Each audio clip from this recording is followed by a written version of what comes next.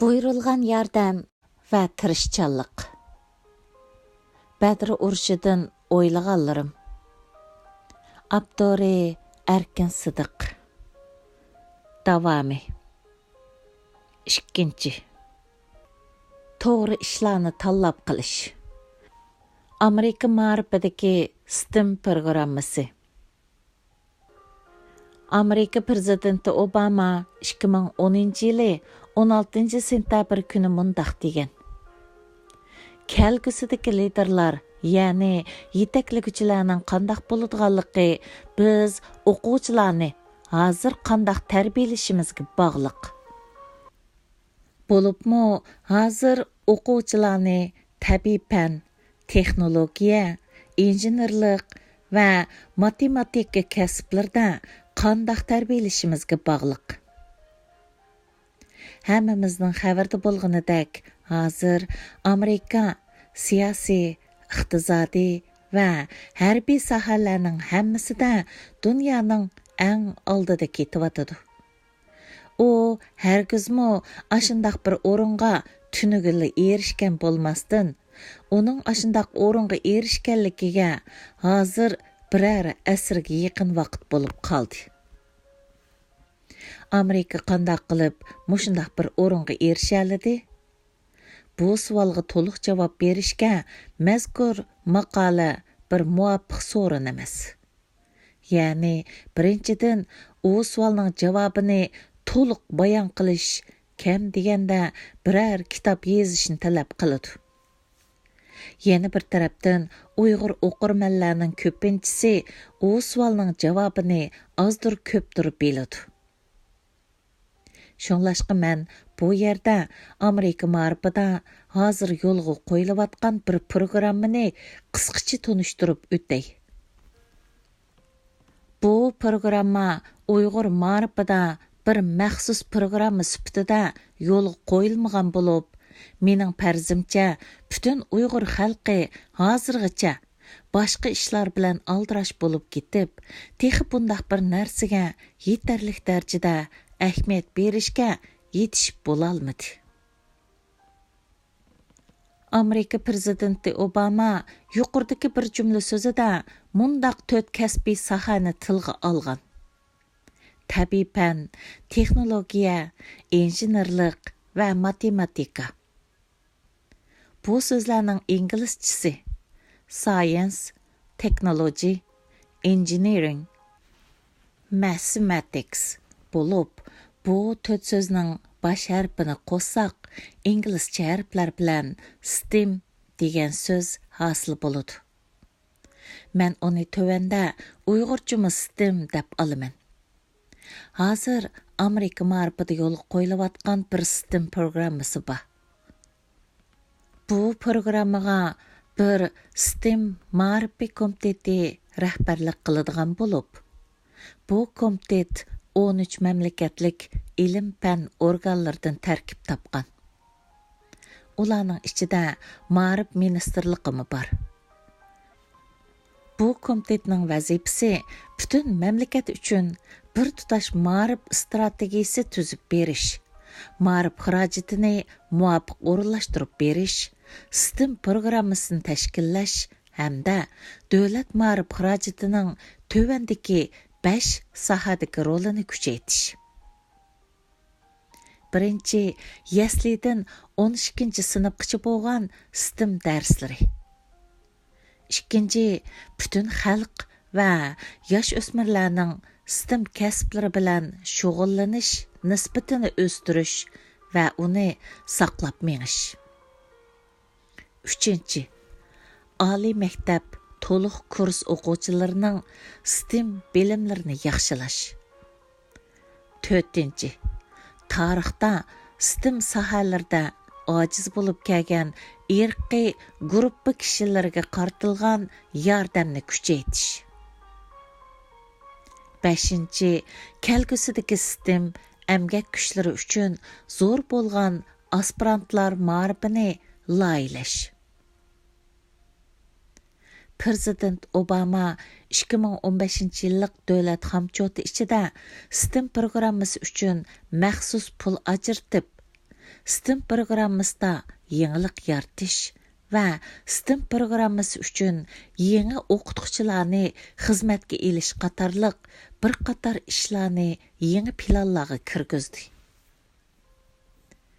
Bu ishlarning hammasini qo'shganda Amerikaning STEM ma'rifini yaxshilash uchun yangi va unumli choralarni tepib chiqdi va ularni yo'lga qo'ydi. Butun mamlakat miqyosida STEM darslarini o'tishning unumli usullarini yo'lga qo'ydi. Hamda o'quvchilarning STEM ma'rifiga yetarlik darajada cho'nqurlab kirishini ilgari surib, o'quvchilarni amaliyotda osonlik qo'llana oladigan bilimlarga ega qilib, shu orqali o'quvchilarning STEM sohalariga bo'lgan qiziqishini kuchaytirdi va shu sohalarda qo'lga keltiradigan natijalarni ko'paytirdi. Mening bilishimcha, har xil tarixiy sabablar tufaylidan yaqinqi 5 asrdak vaqt ichida Uyg'urlar STEM sohalarida dunyoning oldida mengayotgan millatlar qatoridan o'rin elib boqmadi. Bu sohalarda hozir nihoyatda ojiz. Yaqinqi 60 yilning mobaynidami Uyg'urlardan STEM sohasida ko'zga ko'rinarlik darajada natija qozonganlar bak oz bo'lg'achqa. Uyg'urlar ichidagi dangliq arboblar asosan ijtimoiy fanlar bilan san'atkorlardan tashkil tepib keldi. Xalq orasida ko'proq o'rinlashtiradigan faoliyatlar ichida hozirmi san'at va ijtimoiy fan faoliyatlari asosiy nisbatni egallaydi. Uyg'ur maktablarida darsdan sirt o'rinlashtiriladigan STEM yoki ilm-fan faoliyatlari texnicha asosan mavjud emas. Uyg'urlarning mushundaq bir ahvol ichida turib qolishidagi sabablarning hammasi Uyg'urlarning o'zida emas. Shundaqdimi millatni gullantirish, qudrat tepish va dunyodagi taraqqiy topgan xalqlarning saviyasiga yetib olish ishlari ustida o'ylanayotgan va izlanayotgan qarindoshlarimiz cho'qim ma'rifdagi STEM kasblarini intayin muhim o'ringa qo'yish kerak. Mana bu g'arbdagi Amerika qatorliq ellarning tez suratda taraqqiy qilishidagi eng muhim sirdir. 3. Taraqqiyotda to'g'ri ishlarni qilgan va ishlarni to'g'ri qilganlarning misoli. Yaponlar, Yahudilar va Germanlar. Men o'zimning burunqi bir qism yozmalari orqali Yaponlar va Yahudilar ustida xeyli ko'p tushuncha berdim. Germanlar ustida tex to'xtalmadim. Balkim ular ustida keyincha ayrim to'xtalishim mumkin. Umumlashtirib aytganda, bu 3 millatda Bedri Urushidagi musulmonlarnikidek e'tiqod bor va Bedri Urushidagi musulmonlarnikidek birlik bor. Ular Bedri Urushidagi musulmonlardek o'z millati va o'z davlatining manfaati uchun jinini olqiniga elib, o'zining borlig'ini atab, eng yuqori darajada qattiq tirishadi. Hamma ishni intayin yuqori darajadagi astoydillik va intayin yuksak mas'uliyatchanlik bilan qiladi. Ular ancha kulmaydi. Ancha bak o'ynamaydi. Uning o'rniga biz hozir qaysi tarafga qarab ketyapmiz? Bizning ahdidagi taqdirimiz kapolatga egami? deb ko'p o'ylaydi. Shundaq bo'lg'achqa, garchi bu 3 millat 2 dunyo urushida butunlay vayron qilib o'tilgan bo'lsa-mu, ular ancha uzun hisoblanmaydigan 70 yildak vaqt ichida iqtisodiy jihatda yana dunyoning oldiga o'tib ketdi. Ma'lum ma'nodan aytganda, ular hozir iqtisodiy jihatda dunyoni so'rayotidi. Bu 3 millatda bütün nüfus boyunca e'tiqod tekşi halda güçlük, ma'rif sapası yuqori, qattiq tirishish ro'yi va irodasi güçlük.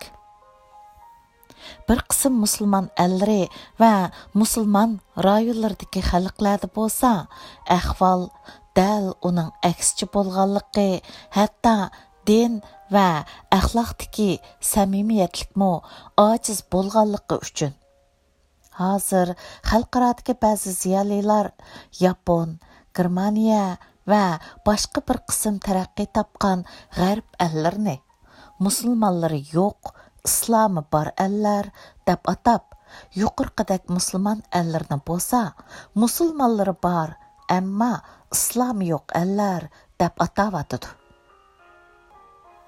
Agar o'ptaroq o'ylab baqadigan bo'lsangiz, bu so'zlarning bir qism asosi borligini bayqaysiz. Yuqoridagi 3 millat sistem sohalardami dunyoga boshlamchi bo'layotgan millatlarning bir qismidir.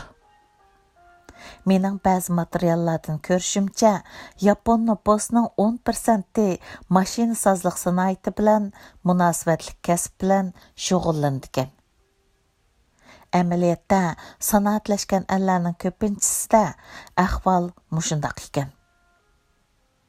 Yaponlarning texnologiya va injenerlik sohasida naqadar taraqqiy qilganligi hammalarga ma'lum. Tabiiy fan va matematikada kuchli bo'lmay turib, texnologiya va injenerlikda kuchli bo'lish mumkin emas. İsrailiyadagi 25% Yahudi nüfusi injener ekan. Germaniya bilan injenerlikning ma'nodosh so'z bo'lib kelayotganiga xeyli uzun bo'ldi. 1945-yili taslim bo'lgandan keyin Germaniyaning besimlangan qismi 4 parcha zamonga bo'lib o'tilgan.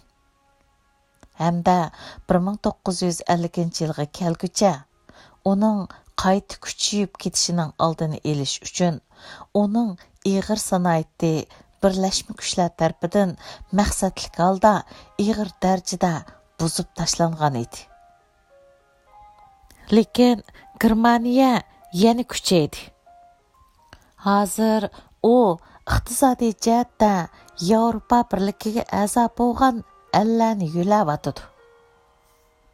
Hamma ish Allah'ның o'rinlashtirishi bilan bo'ladi. Men o'zimning burunqi maqolalarda bayon qilganimdek, Yaponlarning bir kuchlik yoki muqim din yo'q. Ammo ularning intayin kuchlik e'tiqodi bor. Hamda bu e'tiqod butun Yapon xalqi ichida tekshi holda umumlashgan. Yaponlar kuniga 8 soat ishlaydigan kishilar hisobida maosh olib ishlaydi. Ammo shirkatda ishlaydigan yaponlarning ichida kuniga aron 8 soat ishlaydigan kishilar asosan mavjud emas. Ular normal ahvolda kuniga 10 soatdan ortiq ishlaydi. Ayollar butun vujudini oila va bola tarbiyasiga qaratgan bo'lib, erlar bo'lsa o'zini butunlay shirkatiga otib etgan.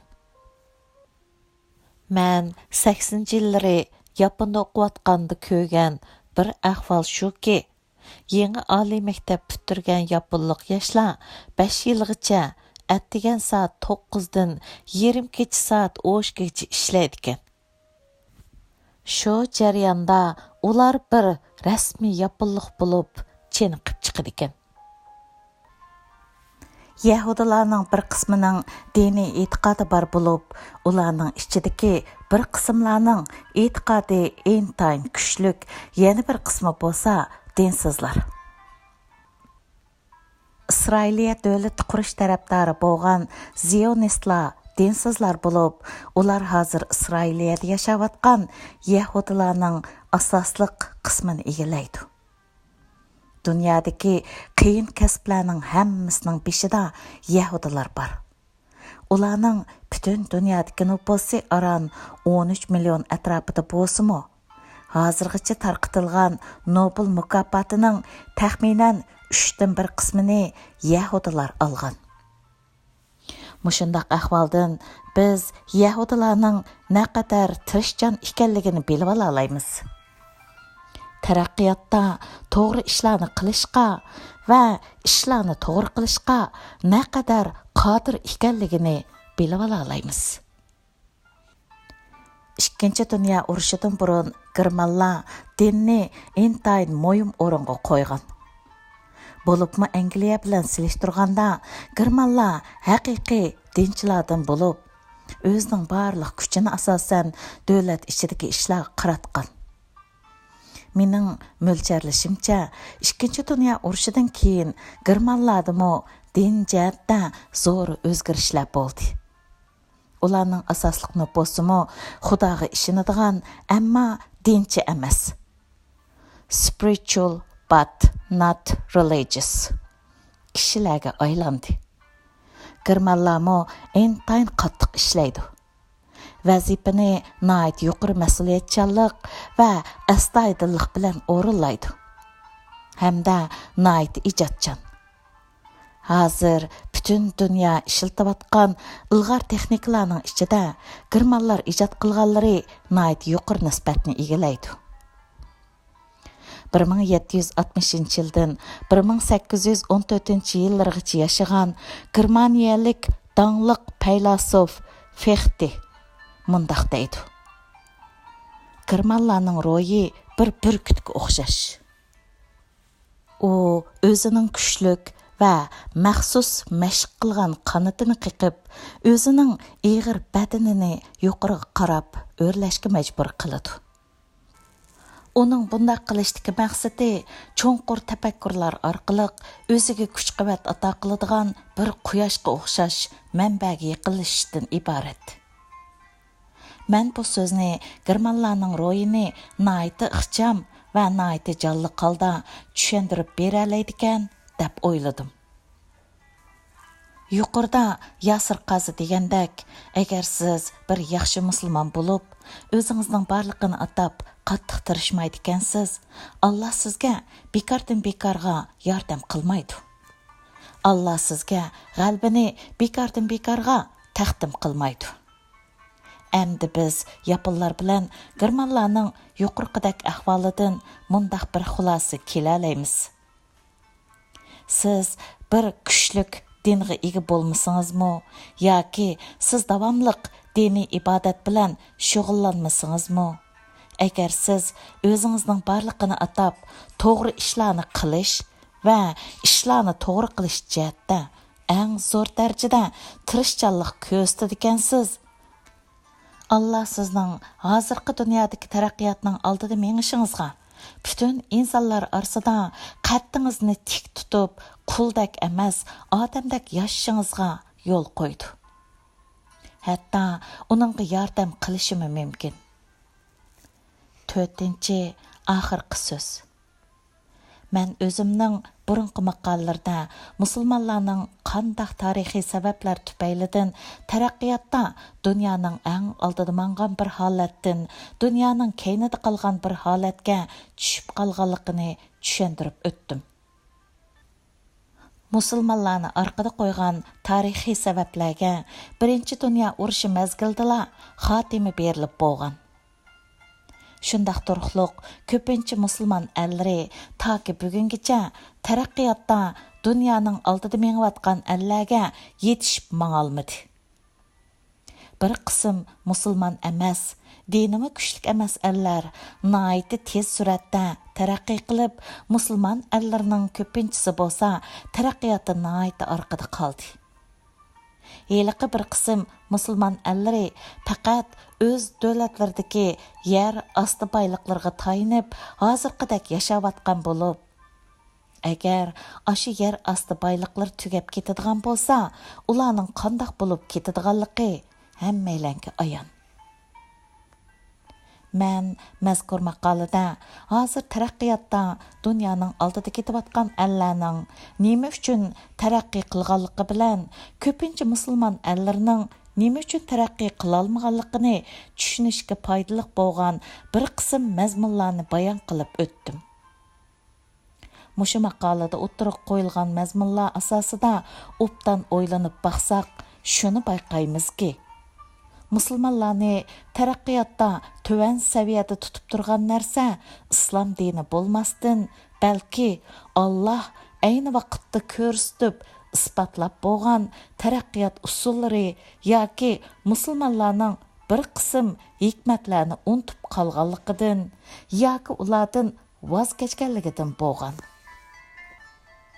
Ayni vaqtda Muhammad alayhissalom isbotlab bergan tajriba savoqlar shuki, bir xalq gullanish yoki qudrat tepish uchun cho'qim bir niyat, bir maqsadda zich uyushib, bir yoqidan bosh, bir yangdan qo'l chiqarib, shu zamondagi to'g'ri ishlarni tanlab qilish va shu ishlarni to'g'ri qilish yo'lida jonlarini tikib, o'zlarining borlig'ini atab, eng yuqori darajada qattiq tirishish kerak.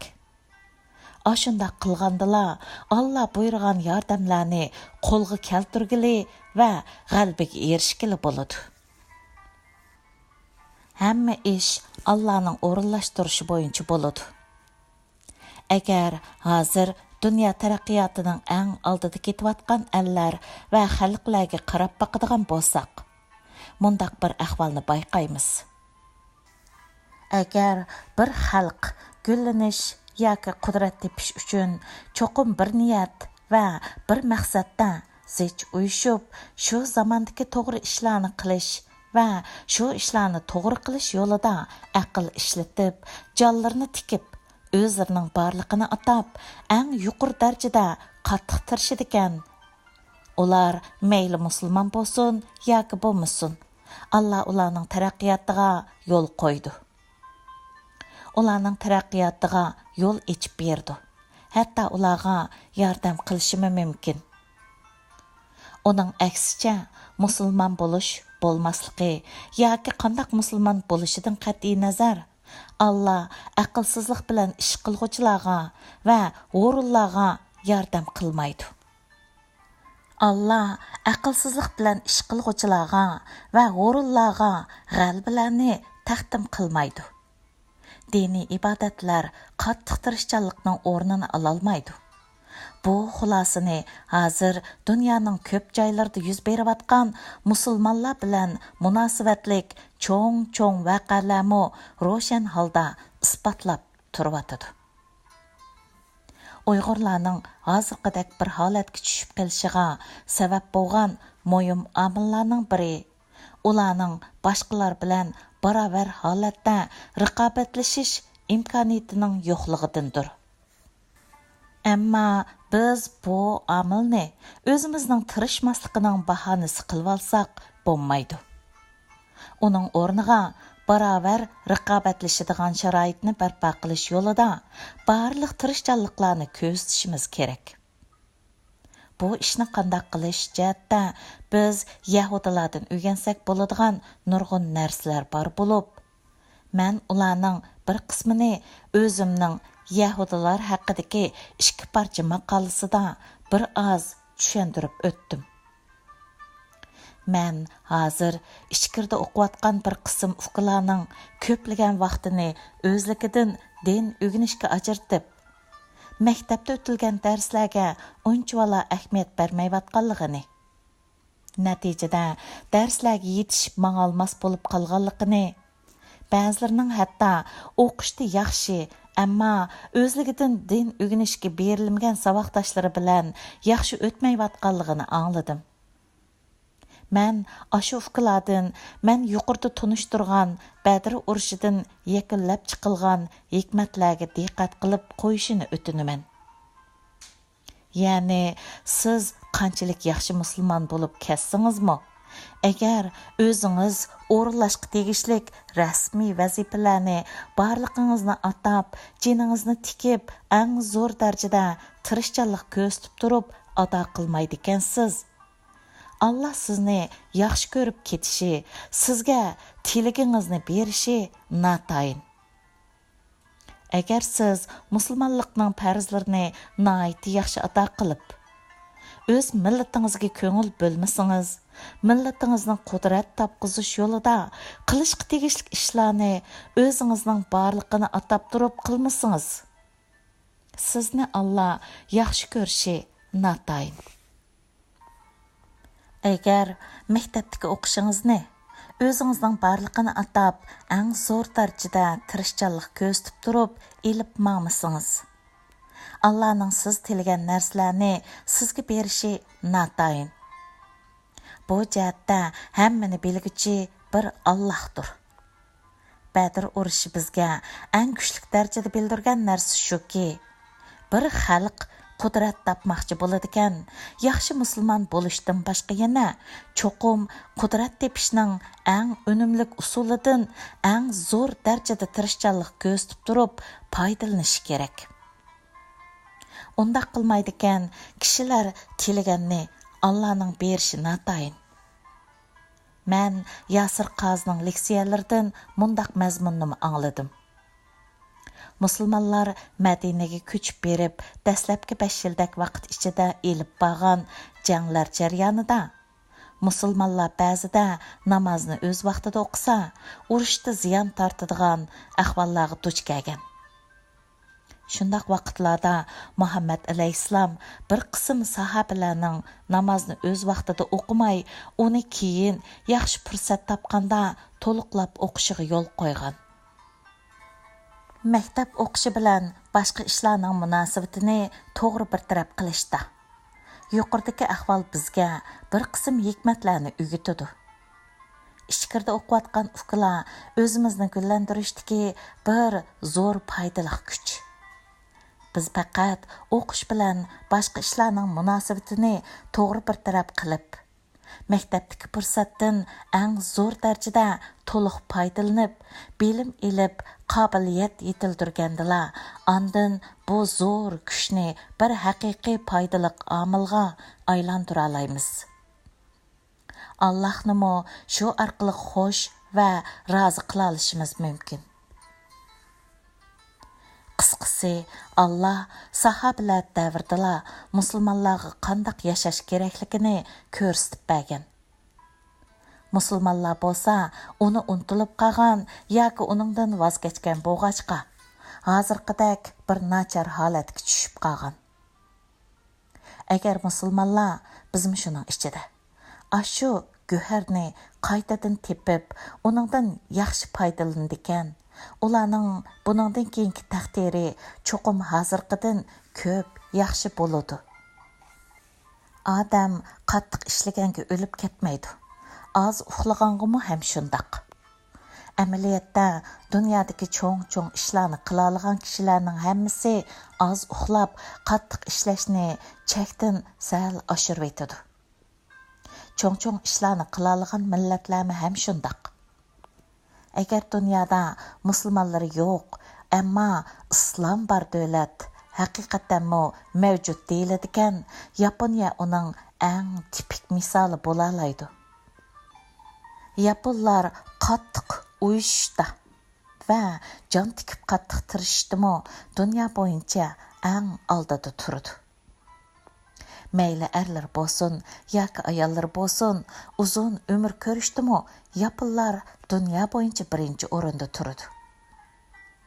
Ya'ni Bedri urushida isbotlangan ahvollarni o'lcham qilganda, dunyodagi millatlar orasida Yaponlarning Buyrulghan Yardemlarni qo'lga keltirishga sharti eng to'shidi. Ular amaliyotdami Buyrulghan Yardemga eng ko'p erishgan bo'lishi mumkin. Yaponlar tutgan yo'lni tutsa, boshqalarmi Buyrulghan Yardemga to'liq erisha olishi mumkin. Yaponlar tutgan yo'lni tutsak, bizmi Buyrulghan Yardemga to'liq erisha olishimiz mumkin. Men bu maqolani Azhari qarindishimizning yaqinqi bir maqolasidagi mono bir abzas so'zi bilan oxirlashtiraman. Shuni bilish kerakki, Allah natijani taqdir qilgandek sababni taqdir qildi. Allah taqdir qilgan natijalarga sababsiz yetkili bo'lmaydi. Dünya və axiratning ishlarida sababsiz natijaga erishalmaslik o'xshashli bir qonuniyat. Chunki dünya və axiratdagi Allahning qonuni bir. Bu to'g'rida Allah mundaq deydi. Har qandaq bir qavm o'zining ahvolini o'zgartmaguncha Allah ularning ahvolini o'zgartmaydi. Sura Ra'd 11-oyat. Maqola tamom. 2014-yili 31-oktyabr.